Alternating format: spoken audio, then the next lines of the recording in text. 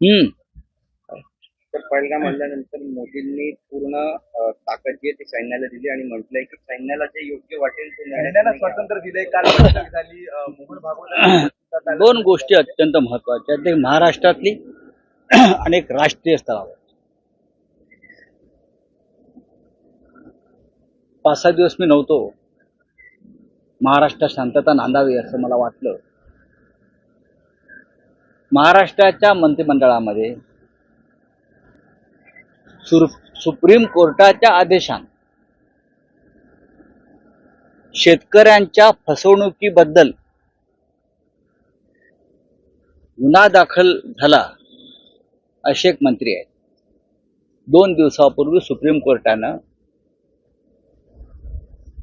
ज्येष्ठ मंत्री राधाकृष्ण विखे पाटील यांच्या विरोधामध्ये बोगस कर्ज वाटप आणि कर्जमाफ या प्रकरणात फसवणुकीचा गुन्हा दाखल करण्याचा आदेश जर सुप्रीम कोर्टाने दिलेला आहे,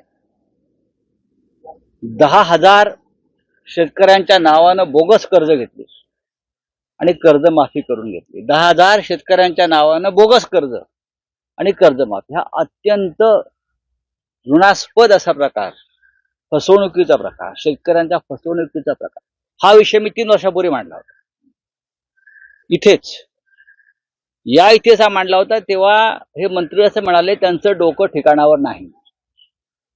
आता सुप्रीम कोर्टाचं डोकं ठिकाणावर नाही असं फडणवीस म्हणतील का? फसवणुकीचा गुन्हा जर सुप्रीम कोर्ट दाखल करायला लावते आणि असा मंत्री तर मंत्रिमंडळामध्ये आहे, तर नैतिकतेच्या आधारावर एकतर त्यांना ताबडतोब मंत्रिमंडळातून दूर केलं पाहिजे आणि त्यांच्यावर रितसर खटला चालला पाहिजे. हा नैतिकतेचा विषय. नाकाने कांदे सोलून चालणार नाही मुख्यमंत्र्यांना. एकाला एक न्याय, दुसऱ्याला दुसरा नाही. त्याला मनी लॉन्ड्रिंग म्हणतात. आणि पीएमएलए कायद्याखाली हा गुन्हा दाखल करणं, तपासाला पाठवणं हे अत्यंत महत्वाचं.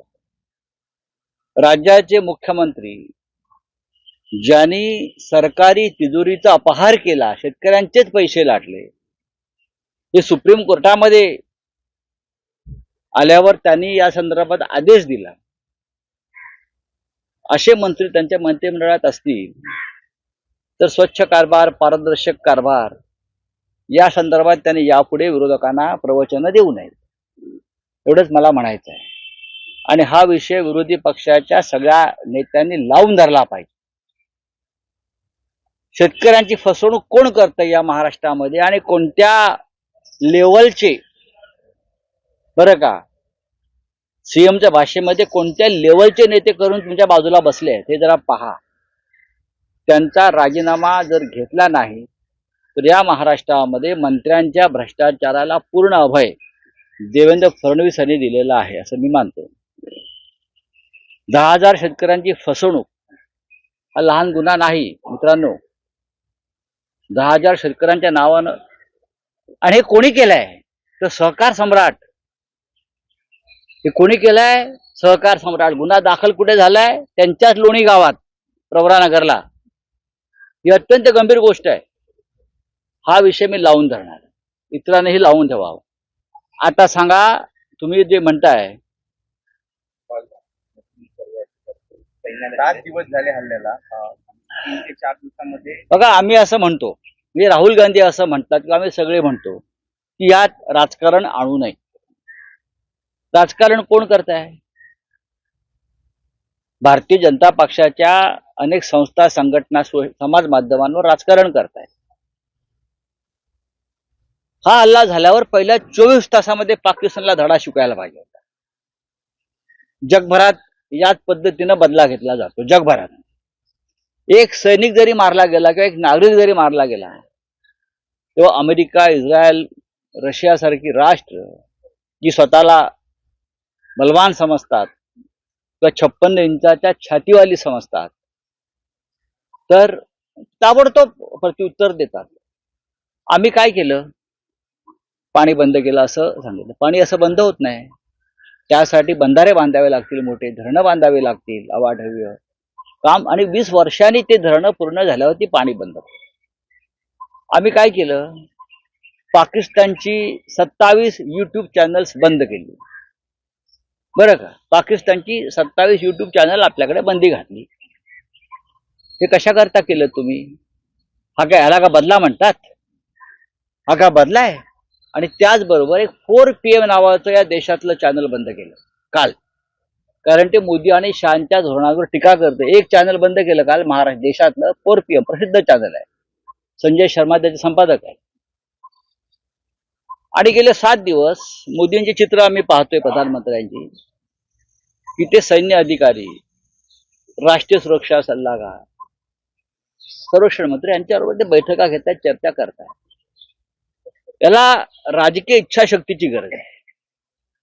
1971 साली जेव्हा पाकिस्तानवरती भारतानं हल्ला करायचं ठरवलं, तेव्हा इंदिरा गांधी यांनी जनरल माणेकशॉ यांना बोलवलं आणि त्यांना सांगितलं की पाकिस्तानच्या कुरापती थांबत नाहीये,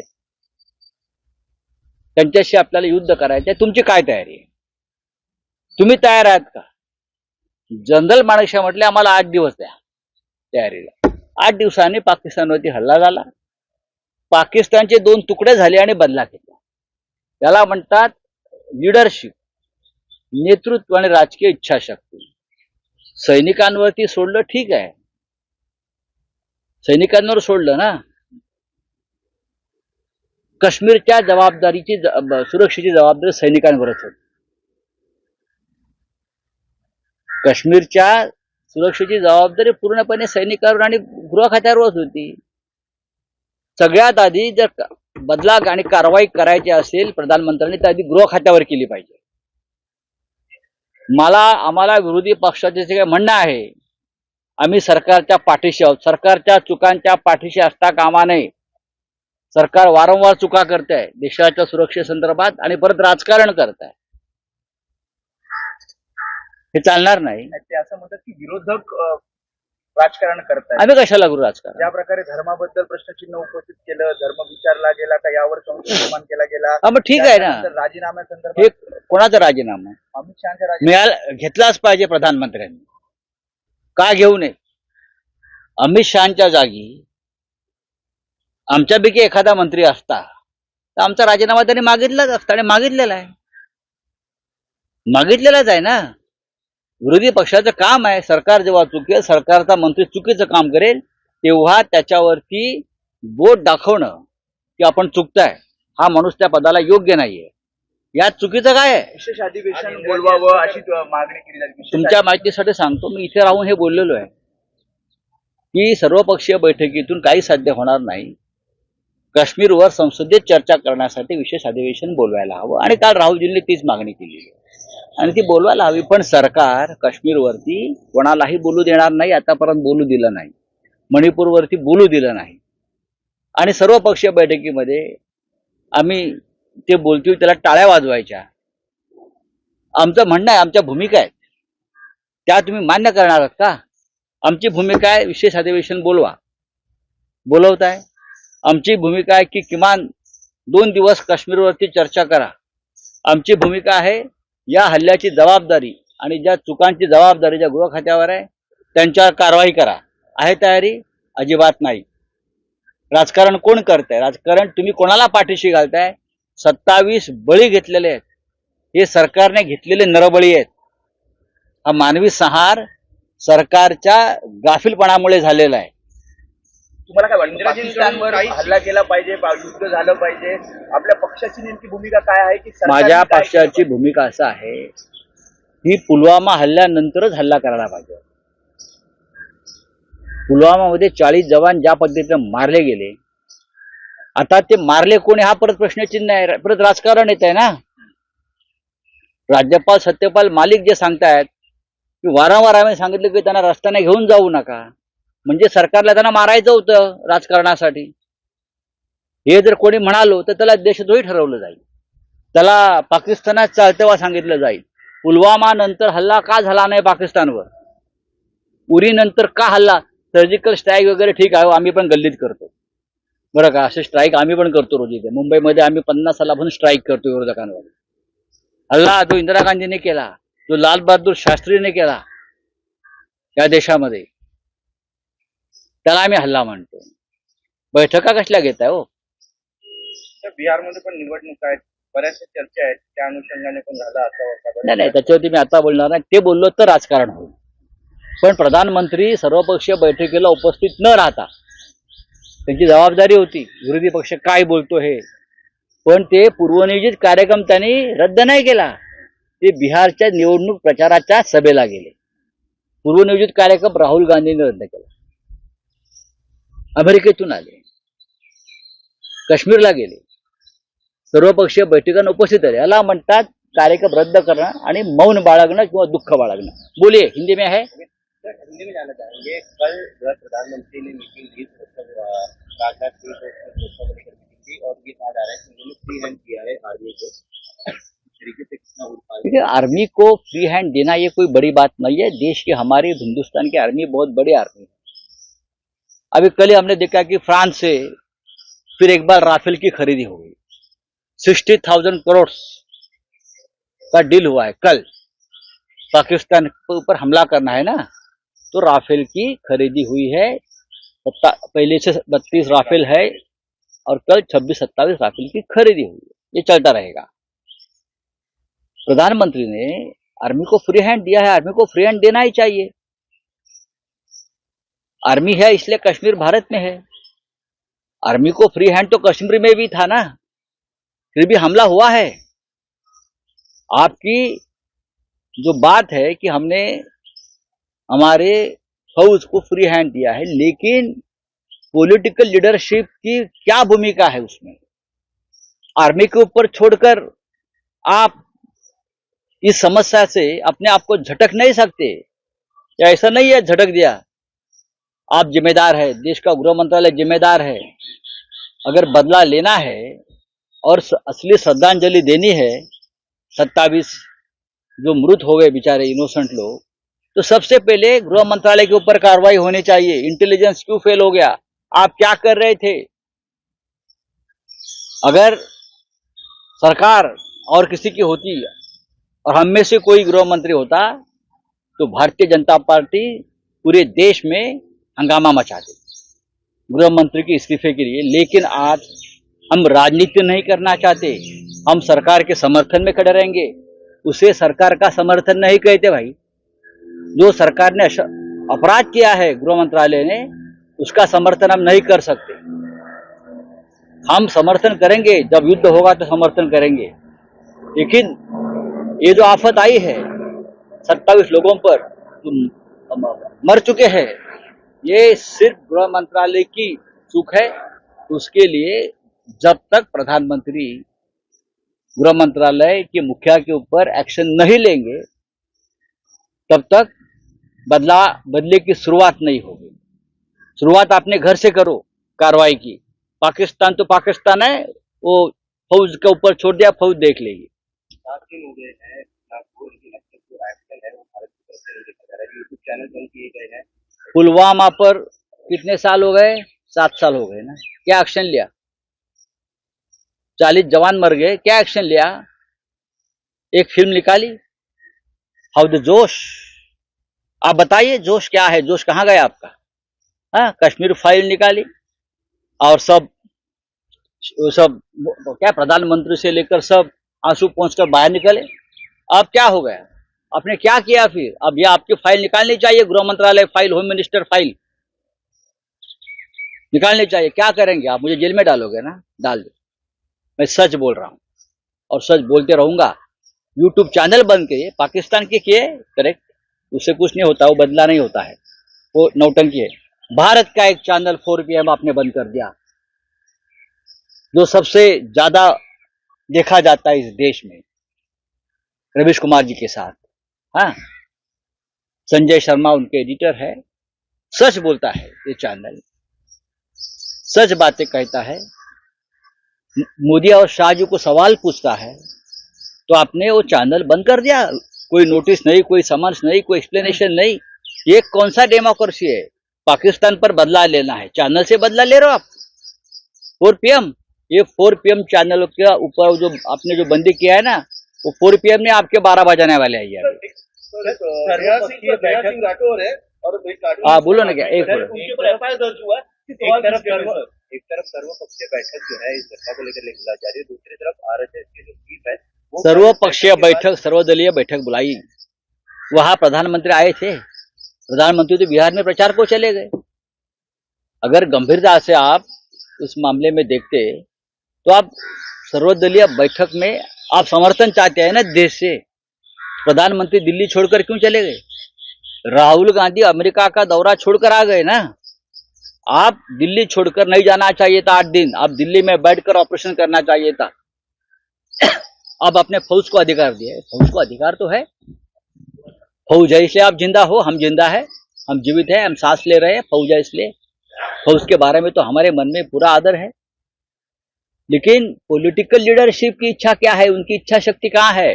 जो इंदिरा गांधी में थी, जो लाल बहादुर शास्त्री में थी, जो सरदार पटेल में थी, वो क्या आपके पास है? वो नहीं है। आप बोलिए। नेहा सिंह राठौर है और एक पाकिस्तान के कार्टूनिस्ट है, उनका एफआईआर दर्ज हुआ कि उन्होंने मोदी को सीधा सवाल पूछा गया। मोदी के ऊपर जो सवाल पूछ रहे हैं उनके ऊपर अब एक्शन होगी। यही बदले की, जो पाकिस्तान से बदला लेना चाहते हैं ना, बदले की बात पहले अपने लोगों से बदला लेंगे। इस बहाने 4 PM चैनल बंद कर दिया, पाकिस्तान का चैनल बंद कर दिया, ठीक है, हिंदुस्तान का चैनल आप बंद कर रहे हो जो आपको सवाल पूछ रहा है। आपने इनका नाम लिया, नेहा सिंह राठौर, वो मैंने पढ़ लिया है।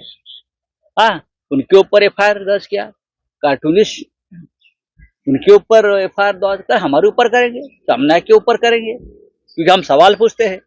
राऊत परिस्थिती अशी आहे की पाकिस्तानकडून असं सांगितलं जात आहे की कधीही भारत हल्ला करू शकतं. पंतप्रधानही कालपासून सगळ्या उच्चस्तरीय बैठका घेत आहेत.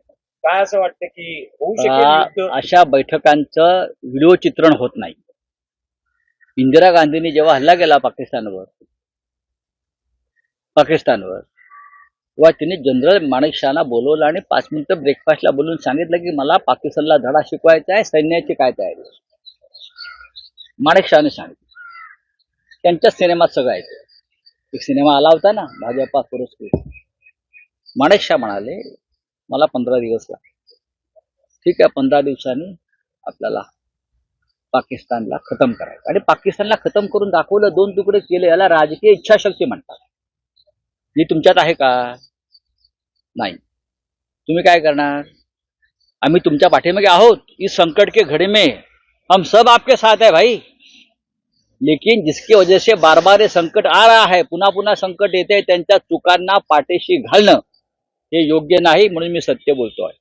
सर, इंडिया अलायंस को लेकर एक बयान आया है बीजेपी की ओर से. इंडिया अलायंस के बदले उन्होंने कहा कि इंडिया अलायंस नहीं, पिंडी अलायंस है. देखिए बात, रावलपिंडी के ऊपर हमला करिए, हाँ, हमला करिए, लाहौर के ऊपर हमला करिए, कराची के ऊपर हमला करिए. आप यही करते रहेंगे और लोगों को भ्रमिष्ट बनाएंगे. आपको समर्थन भी चाहिए. क्या किया रावलपिंडी कांग्रेस ने? क्या किया? क्या आपके बारे में कोई कार्टून आया इसलिए ना आया होगा. ये उनकी जो फौज है ना बीजेपी की, ये असली फौज नहीं है. वो जो भारत की सेना है वो अलग है और ये उनकी सेना अलग है. ये उस सेना से लड़ना चाहता है पाकिस्तान से. नाही, पण राऊत साहेब काँग्रेसच्या नेत्यांची विधानं केली जात आहेत. काय केली? वडेट्टीवार असतील, सिद्धरामय्या असतील, एवढं गांभीर्याने घ्यायची चुकीची विधानं असतील तर त्यासाठी भारतीय जनता पक्ष सत्ताधारी पक्ष आहे. तुम्ही सत्तेवर आहात. भारतामध्ये 27 निरपराध लोकांची हत्या झालेली आहे. भावनेच्या भरात कोणी बोलला असेल आणि चुकून काही त्यांच्याकडे वेगळा शब्द आला असेल, त्याचा एवढा बाऊ करण्याची गरज नाही. आपण सत्ताधारी आहोत आणि आपण सत्ताधारी असताना 27 लोक प्राणाला मुकली आहेत, हे तुम्ही विसरताय आणि विसरायला हवंय, म्हणून तुम्ही अशी उलटसुलट विधानं करताय. थँक्यू. देश विदेशातील प्रत्येक घडामोडींचे लाईव्ह अपडेट मिळवण्यासाठी आता साम टीव्हीच्या सर्व सोशल मीडिया प्लॅटफॉर्मला लाईक, फॉलो आणि सबस्क्राईब करा. तसंच सर्व नोटिफिकेशनसाठी बेल आयकॉन प्रेस करायला विसरू नका.